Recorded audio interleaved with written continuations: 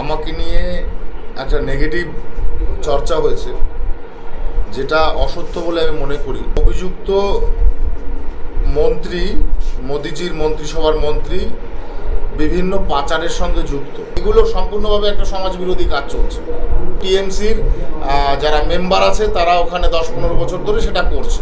কারণ আমি একটা সংবাদ মাধ্যমে দেখতে পেলাম আমাকে নিয়ে একটা নেগেটিভ চর্চা হয়েছে, যেটা অসত্য বলে আমি মনে করি। কেননা স্বরূপনগর হাকিমপুরে একটা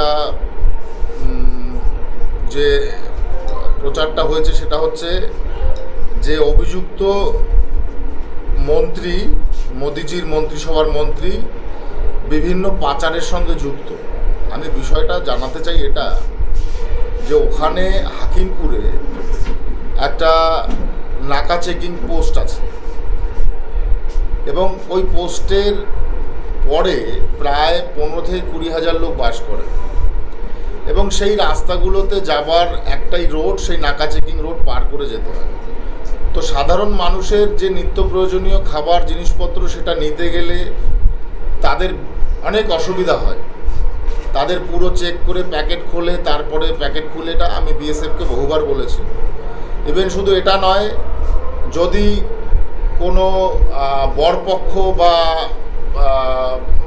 মেয়ে পক্ষ যদি ওখানে সম্বন্ধ তৈরি হয় বা বিয়ের কোনো প্রস্তাব আসে, তাদেরকে পুরো জামা প্যান্ট খুলে চেক করিয়ে তারপরে ভেতরে পাঠানো হয়। এগুলো সম্পূর্ণভাবে একটা সমাজবিরোধী কাজ চলছে।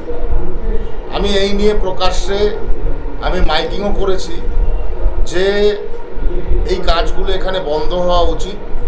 এবার এখানে যে পলিটিক্যাল সমস্যাগুলো হচ্ছে সেটা হচ্ছে টিএমসির যারা মেম্বার আছে তারা লোকালে যারা টিএমসির সমর্থক তাদেরকে তারা ফেসিলিটেট করছে তাদের স্থানীয় যে প্যাড আছে, মেম্বারের প্যাড, সেই প্যাডের মাধ্যমে।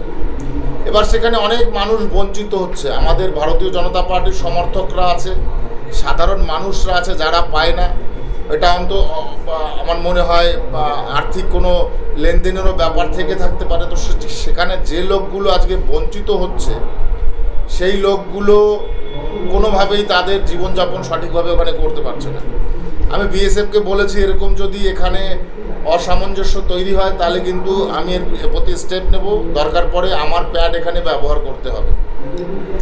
সাধারণ মানুষ, এটা পাচারের কোনো বিষয় নয়, এটা অভ্যন্তরীণ ভারতবর্ষের ভূমির মধ্যে যারা প্রান্তিক এরিয়ার লোক তাদের পক্ষে এটা অসুবিধা। এমনি তো বিএসএফ একটা অসুবিধা করে রেখেছে নাকা চেকিং দিয়ে। তো সেখানে আমার প্যাড যদি ইউজ করে তাদের যদি নিত্য প্রয়োজনীয় সুবিধা তারা পেতে পারে তাহলে সেখানে আমি মনে করি সেটা অসামাজিক কাজ নয়। যেহেতু টিএমসির যারা মেম্বার আছে তারা ওখানে 10-15 বছর ধরে সেটা করছে। এখন বিএসএফই করেছে। কোনো সংবাদ মাধ্যম এটা নিয়ে একটা ভুল প্রচার করেছে। আমি নিন্দা জানাই এরকম প্রচার, কেননা আগে জানানো উচিত, আমাকে জানানো উচিত, জেনে নেওয়া উচিত যে এটা কতটা সত্য কতটা মিথ্যা। তো যে সংবাদ মাধ্যম করেছে তারা সম্পূর্ণভাবে এটা সম্বন্ধে অজ্ঞাত। তাই আমি বলতে চাইছি সেখানকারই যে নাগরিককে চিঠি দেওয়া হয়েছিল, অর্থাৎ যার জন্য তার পরিবারের জন্য যে সামান বা জিনিসপত্র নিয়ে যাওয়ার হয়েছিল, উনি আমাদের সঙ্গে আছেন। উনিও বলবেন যে কী জন্য সেই সামঞ্জস্য নিয়ে সেই সরঞ্জাম নিয়ে যাওয়া হয়, কী হয় বিষয় নিয়ে উনি বলবেন। একটা প্রশ্ন, যে আপনি বললেন যে যদি কোনো সম্বন্ধ তৈরি হয় তাহলে তাদেরকে জামা প্যান্ট খুলে পর্যন্ত চেক করা হয়। এটা বিএসএফ করে। বিএসএফ তো সেন্ট্রালের, সেক্ষেত্রে আপনি অভিযোগ জানিয়েছেন। না, সিকিউরিটি অবশ্যই সিকিউরিটি ভালো কথা, কিন্তু ইন্টারনাল অর্থাৎ ভারতবর্ষের সীমান্তের মধ্যে নাকা চেকিং করে প্রান্তিক লোকেদের এভাবে হ্যারাসমেন্ট করা আর টিএমসিকে প্রশ্রয় দেওয়া। টিএমসির মেম্বাররা যদি সেখানে তাদের লোকাল প্যাড ইউজ করে তাদের ফেভারের নাগরিকদের যদি ব্যবহার করতে পারে, জিনিসপত্র দিতে পারে, তো বিজেপি এখানে কি দোষ করেছে? কারণ আমাদের তো ওখানে মেম্বারও নেই, আমাদের ওখানে এমএলএও নেই। তো সেখানে মন্ত্রীর একমাত্র প্যাড ইউজ করতে পারবে, আমাদেরও তো সমর্থকরা আছে। সেই হিসেব করে ওখানে অভ্যন্তরীণ তাদের নিত্য প্রয়োজনীয় খাবার দাবার, চাল ডাল, এগুলো যাতে তারা নিয়ে যেতে পারে সঠিকভাবে, তার জন্যই ব্যবস্থা করা। কিন্তু এই সংবাদ মাধ্যম এই ব্যাপারটা সম্পূর্ণ না জেনে একটা অপপ্রচার করেছে ব্যক্তিগত এখানে নিয়ে। আমি জানি না কেন, তার কি ইন্টেনশন ছিল।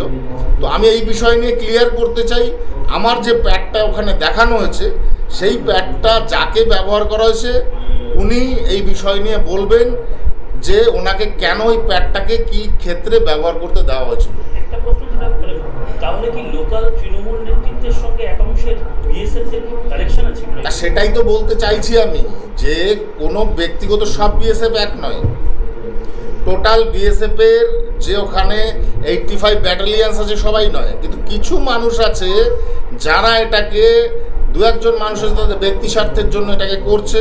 কিন্তু এটা অত্যন্ত মানে গৌরীতকর কাজ, এই কারণে যে একটা পক্ষপাতিত্ব তৈরি হচ্ছে এলাকাতে, একটা পলিটিক্যাল শেল্টার দেওয়া হচ্ছে এলাকাতে যাতে টিএমসি শেল্টার পায়। এবার বিএসএফ যদি সেটা করে আমাদের সেটা পদক্ষেপ নেওয়া উচিত। যে কারণে আমি ওখানে সাধারণভাবে ব্যালেন্স আনার জন্য এই প্যাডগুলোকে আমি দিয়েছি। অবশ্যই স্বরাষ্ট্র দপ্তরে জানিয়েছেন বিষয়? আমি এখনো জানানোর বিষয় এটা হয়নি, কারণ এটা ব্যক্তিগত একটা সংবাদ মাধ্যম করেছে, একজন ব্যক্তি লিখেছেন, আমি সে তার নাম এখানে বলতে চাইছি না। অসত্য খবর যে পরিবেশন হয়েছে আপনার বিরুদ্ধে, আপনি কোনো আইনি পদক্ষেপ নিতে পারেন? অবশ্যই নেব, ব্যক্তিগত দিক থেকে তার বিরুদ্ধে আইনি পদক্ষেপ নেব আমি এটার, কারণ সে না জেনে না শুনে একটা যা কিছু তাই একটা আমার সম্পর্কে বলে দিতে পারে না, হিউম্যান রাইট বলে তার এগেনস্টে স্টেপ নেওয়া উচিত। তো আমি নেব, সেটা আলাদা বিষয়। কিন্তু আমি সংবাদ মাধ্যমে যেহেতু এটা এসছে তাই সংবাদ মাধ্যমেই বলতে চাই এটা নেগেটিভ প্রচার। আর এই নেগেটিভ প্রচার করে বাগদা বিধানসভার ভোটকে, ঠিক আছে, একটা নেগেটিভ গতিধারা দেওয়া যাবে না। শান্তনু ঠাকুরের চরিত্র কি সাধারণ মানুষ জানে, যে কারণে শান্তনু ঠাকুরকে দ্বিতীয়বার জিতিয়ে মানুষ পাঠিয়েছে ভোটে। এবার এটা টিএমসির প্ররোচনা কিনা, কারা প্ররোচনা করেছে, এটা সামনে বেরিয়ে আসবে যখন এটা আইনি পদক্ষেপ নেওয়া হবে। তো আমি আশা করি যাকে প্যাডটা দেওয়া হয়েছিল ব্যবহার করবার জন্য, এই যে টিএমসির মেম্বারদের প্যাড ডাইরেক্টলি এখানে, ঠিক আছে, এই যে the commandant of the company of commando, এখানে সম্পূর্ণ ডাইরেক্ট বিএসএফকে এই টিএমসির যারা মেম্বার আছে তারা চিঠি করছে।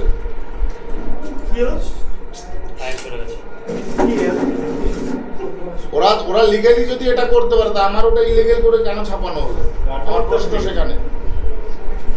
আপনি সার্টিফিকেটটা কাকে দিয়েছিলেন? এনাকে?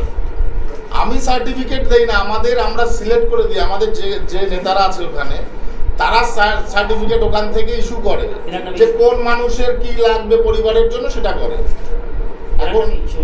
এখন কোন বিএসএফ, কারণ এটা তো বিএসএফ এর কাছে থাকে, বিএসএফ এর কাছে দেওয়া হয়। তো বিএসএফ কোনো সাংবাদিককে ডেকে দিয়েছে কিনা আমার এই নেগেটিভ প্রচার করার জন্য সেটা তো পরের বিষয়।